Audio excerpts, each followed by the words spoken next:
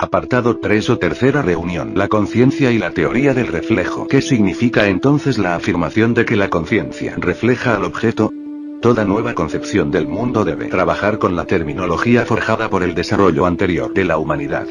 Pero como la nueva concepción del mundo aporta contenidos nuevos al conocimiento, ocurre que esa vieja terminología no le sirve en gran parte más que como metáfora, o como ejemplo para hacerse entender, pero no expresa perfectamente lo que la nueva concepción quiere expresar. Así, por ejemplo, el marxismo habla de que la conciencia refleja la existencia.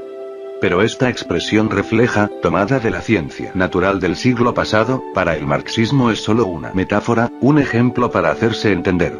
La palabra reflejo no describe exactamente lo que el marxismo afirma respecto a la relación entre sujeto y objeto, porque el marxismo comienza por negar que el ser y la consciencia sean cosas estáticas, aisladas, situadas una fuera de la otra y sin otra relación que un contacto externo, como, por ejemplo, el de un cuerpo que choca con otro.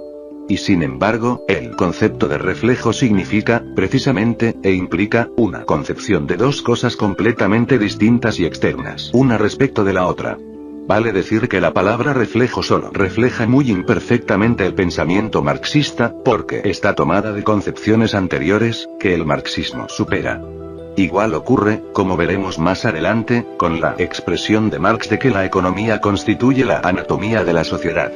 Lefebvre ha afirmado recientemente que nada es más contrario a la dialéctica marxista que colocar lo real de un lado y en otro su reflejo en la cabeza de los hombres. Tiene completa razón.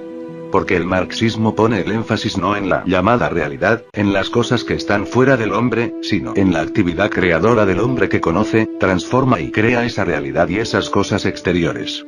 Por supuesto, los críticos estalinistas acusan a Lefebvre de no ser materialista, porque para los aparatos lo fundamental es ser materialistas en el sentido de adaptarse a las condiciones existentes.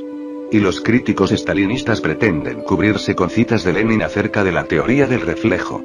Pero en su obra filosófica más profunda y madura, en sus apuntes sobre la lógica de Hegel, Lenin escribe: el conocimiento es el reflejo de la naturaleza del hombre. Pero no es este un reflejo simple, inmediato, total. Este proceso consiste en toda una serie de abstracciones, de formulaciones, de formaciones de conceptos, etc. Cuadernos filosóficos, traducción de M.P. Y más adelante.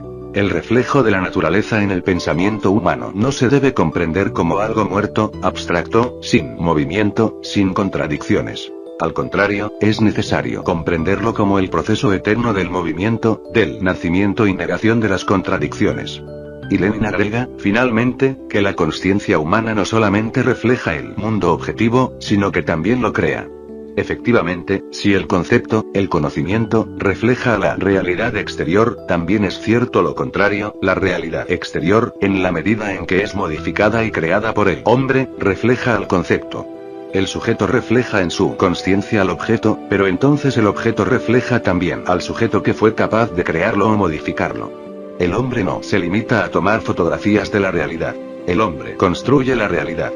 Por eso, mejor que de reflejo que sugiere una recepción pasiva, hay que hablar de interacción, de relación, de proyección del objeto en el sujeto, y de proyección del sujeto en el objeto.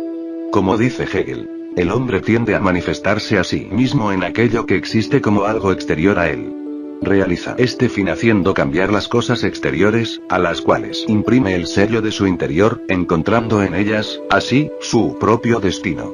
El sujeto, dice Hegel, no ve en ello a que se enfrenta nada extraño, un límite ni una barrera, sino que se encuentra solamente a sí mismo.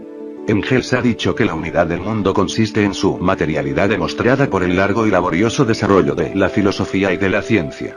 Con esto tenemos una valiosa clave para comprender la concepción marxista de la relación entre sujeto y objeto, entre el ser y la consciencia. Es el trabajo del hombre condensado en el conocimiento filosófico y científico, es el trabajo del hombre, dice Engels, lo que demuestra la unidad material del mundo. Vale decir que la captación de que existe un objeto dotado de unidad material, lejos de ser un simple reflejo, de que existe un objeto independiente del sujeto, es el resultado de la acción recíproca entre el sujeto y objeto, de su interacción, de su unidad contradictoria. ¿Y qué afirma el marxismo sobre la conciencia? El marxismo afirma que la conciencia, lo que el hombre piensa de sí mismo y de lo que lo rodea, no puede explicarse a sí misma. El marxismo trata de captar cuáles son las condiciones de la conciencia, es decir, cómo y por qué el hombre llega a creer algo de sí y sobre el mundo. El marxismo hace la crítica de la conciencia y de las condiciones en que surge la conciencia, y demuestra que la conciencia puede ser verdadera o falsa. Y la clave para comprender el porqué está en la historia del hombre. Por eso Marx dice que no es la conciencia lo que determina la existencia, sino su existencia social lo que determina su conciencia. Prólogo de 1859 a la crítica de la economía política. El marxismo demuestra que la conciencia está determinada, es decir, que no existe en el aire ni flota en las nubes, sino que tiene sus raíces en la tierra. Pero atención. Si el marxismo afirma que la conciencia está determinada, afirma también que está determinada como conciencia, vale decir, que puede explicarse cómo el medio actúa sobre la conciencia, pero que de ningún modo puede reducirse la conciencia a un mero reflejo del medio.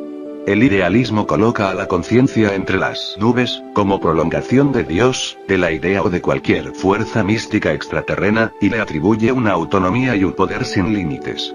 El materialismo vulgar, por el contrario, reduce a nada la conciencia y le quita toda autonomía, considerándola como una mera secreción cerebral, como una especie de caspa que sale en forma de ideas que no hacen más que reflejar como fotografías el objeto exterior. El marxismo muestra que las raíces de la conciencia están en la tierra y en la sociedad, que la conciencia no es omnipotente, está condicionada. Pero el marxismo no coloca la conciencia al nivel de la caspa, no la reduce a una mera fotografía de lo exterior. El marxismo coloca la conciencia entre las más altas realidades humanas, y se esfuerza para que la conciencia, captando las condiciones que la originan e inciden sobre ella, sea cada vez más lúcida y eficaz.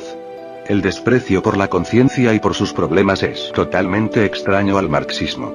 La gran batalla del marxismo se libra precisamente en el terreno de la conciencia. El marxismo lucha para modificar la conciencia de las clases oprimidas, para que éstas tengan una conciencia veraz de su situación y de la necesidad de revolucionarla. Necesidad del socialismo. ¿De qué naturaleza son los juicios que hace el marxismo sobre la realidad social? Marx demostró la necesidad del socialismo no en base a juicios éticos o morales sobre lo que debe ser, sino en base a lo que es la realidad capitalista y a sus perspectivas de evolución. Pero para el pensamiento marxista los juicios éticos o de valor lo que debe ser, están inseparablemente unidos a los juicios de hecho, que se atienen a explicar lo que es. El marxismo afirma que la necesidad del socialismo está objetivamente fundada en la estructura y la evolución del capitalismo, pero afirma también que el socialismo no vendrá por sí solo, como viene la lluvia de las nubes. El socialismo vendrá porque el hombre hace un juicio de valor y dice: el capitalismo no puede ser, el socialismo debe ser, y lucha por esto y logra la transformación.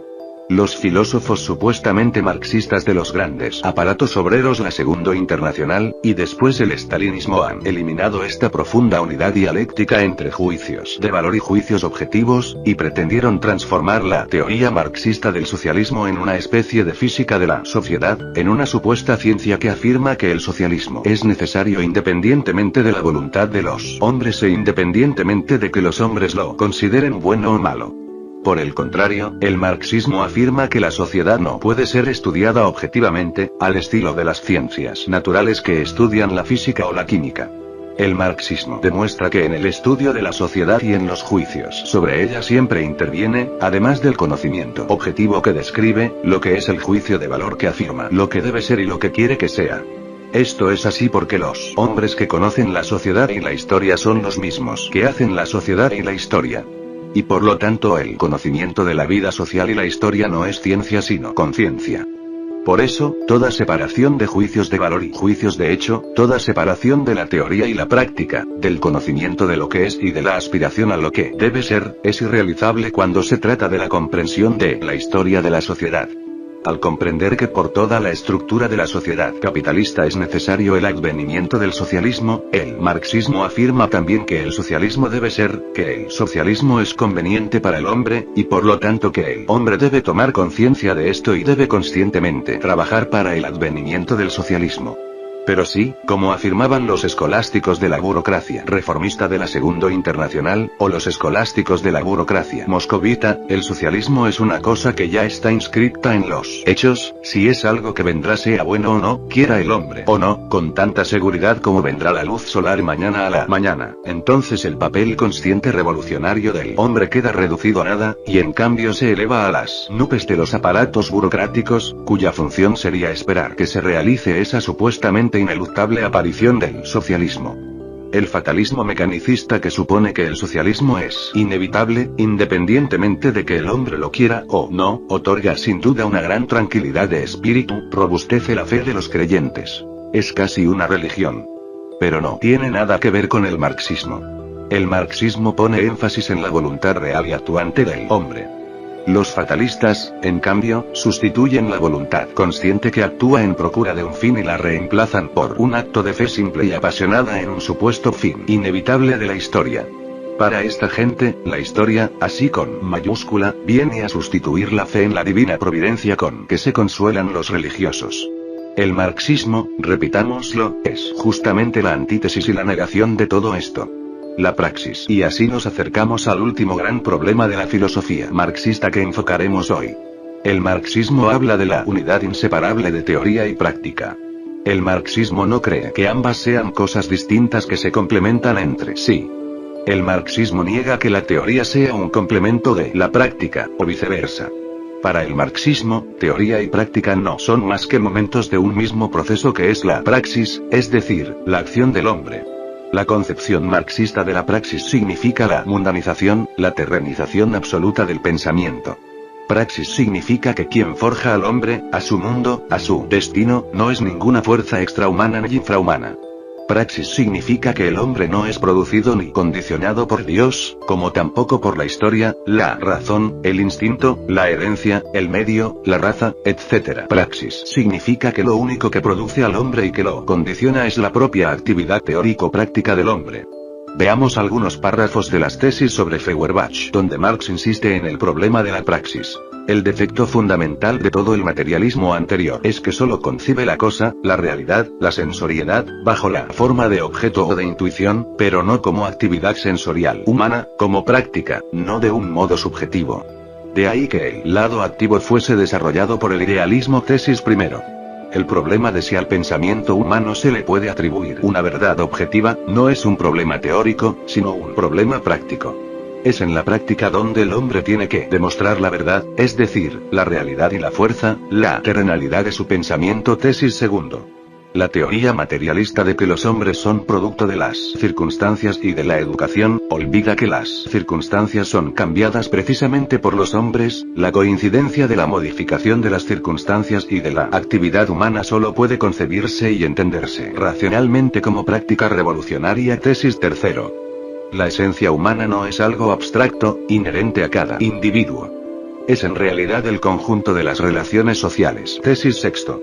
La vida social es esencialmente práctica.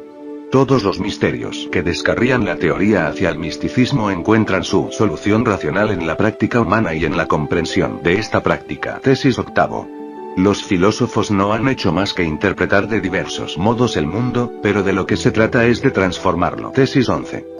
El marxismo, totalidad abierta. Para terminar, hagamos perfectamente claro algo que es fundamental para comprender la filosofía marxista.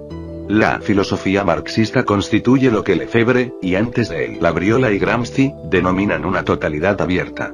Es totalidad porque es una filosofía que abarca el conjunto de los problemas, que no es parcial o fragmentaria sino total. Una filosofía que no es un conjunto de teorías dispersas, sino un todo sistemático, con una estructura y una organización interna. Por eso el marxismo es una totalidad. Pero es una totalidad abierta, porque no es un sistema cerrado, es decir, que pretende estar terminado, listo para la eternidad y para ser aprendido de memoria. Al contrario, el marxismo reclama el aporte continuo de nuevos datos, de nuevos enfoques, que se articulan con los datos ya existentes y hagan así cada vez más completa y más profunda la concepción marxista del mundo. Para comprender mejor qué es esto de una totalidad abierta, no hay más que observar lo que es un ser vivo.